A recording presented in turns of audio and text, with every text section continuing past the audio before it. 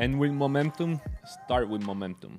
Howdy, I'm Dr. Alejandro. And I'm Dr. Emily. And as many of you know, we have 3 clinics on our first 3 years in practice.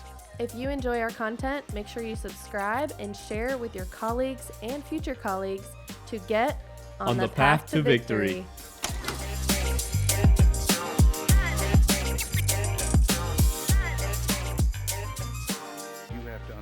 It's the beginning of the year 2025. We're in January.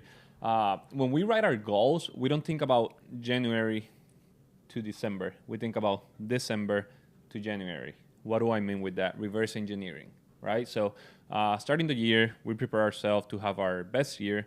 But in order to do that, was basically how can we finish strong the year? So we decided to give our associates 2 weeks off for Christmas and New Year's.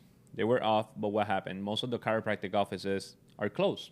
Everyone that we know has taken 2 weeks, and it's totally fine, cool with them, not cool with me though. Why? So we decided to work these 2 weeks. That way we finish the year strong, and we could start the year even stronger. Once you lose the momentum, it's super hard to gain that momentum. So if we finish slow, December, January, we're going to start slow. So by finishing strong, we're going to start strong as well. Simple example of that, yesterday, just between you and I, we saw 160 patients. Last week in one day, we saw 180. So we kept that momentum there. And if you tell a patient, I'm going to see you twice a week for 4 weeks, why are you going to tell them, hey, but this next 2 weeks, I cannot see you twice a week. Right. We're actually going to put a hold and we're going to catch up. How are they going to know that, you know, their problem is serious? How are they going to take it serious if you're not taking it serious if you decided to close 2 weeks? Right. And so talking about reverse engineering our goals, so towards the end of 2024, we've looked back at our numbers. We've almost doubled our numbers at what we've done. That reverse engineering doesn't come from closing the office for 2 weeks, right? If we want to hit a certain number, we have to go back and say, hey, we can't take 2 weeks off in December. We can't shut the office down for 2 weeks. So we kind of had to work around that. And so how do we set those goals is we've got our big 10-year picture, our huge goal that, you know, we eventually want to get to. And then from there, we kind of reverse engineer back to what's our 3-year picture? What does that look like? What does our office look like in 3 years? Then we tailor it down to 1 year. What's our 2026 goal, right? And then from there, we divide it into quarters. And so to get to that end point, the success that we had is because we've chopped it up and divided and reverse engineered back to so that we can set little goals to achieve that big goal in the end. And a question that we get asked often is, what about if I get overwhelmed? What about, you know, like I need a vacation, whatever. Yeah, that's why you reverse engineer every quarter. You know, we were taught to get a long weekend every quarter. Now what we do is we take a week off every quarter, you know, to refresh. And I'm a big believer of that. You know, I love vacationing, take a week off. We told our chiropractors that, like, take a week off every quarter, do whatever you need to do, and you're going to get back stronger. But I just feel 2 weeks on a row is rough, especially with Christmas out there. People are getting sick, people, you know, playing with the new gifts and getting injured.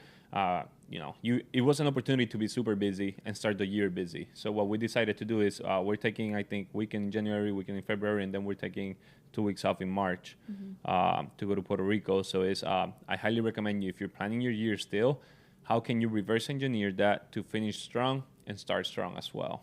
And what I found when we did this in this past year in 2024, by the time we got to our vacation in August, I didn't really need a vacation. Like, I felt good. Like, I could have kept working, but you don't want to get to that point of like burnout, right? Where you're like, I desperately need a vacation and it's not for another 3 months or whatever it is. If you already have those programmed into your schedule and into your goals, then by the time you take your vacation, you're like, man, this feels really good.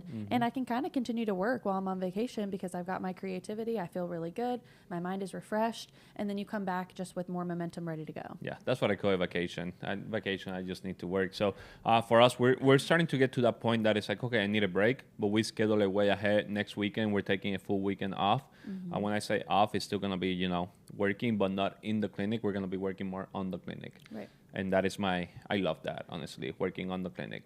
So we challenge you, how can you reverse engineer your goals in 2025? Start with December, not with January, and work your way backwards. And you can set these big goals as big as you want, because even if you fall short, at least you're setting big goals and you're getting to at least get on the way to achieving those goals. So if you want to learn more, we've got our Facebook group, Path to Victory. We'd love to talk with you, connect with you, listen to what your goals are, and also help you maybe achieve those.